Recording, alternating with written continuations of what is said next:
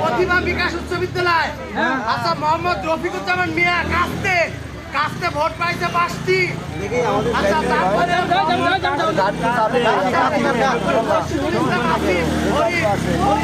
দুইটি। তারপরে হাসপাকা পাইছে 8টা। আরিফা আক্তার বেবি তারা পাইছে 0, তারা কোনো ভোট পায় নাই।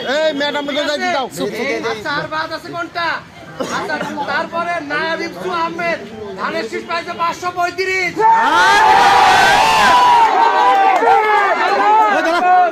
আব্দুল তায়ব দাড়িপাল্লা পাইছে 856।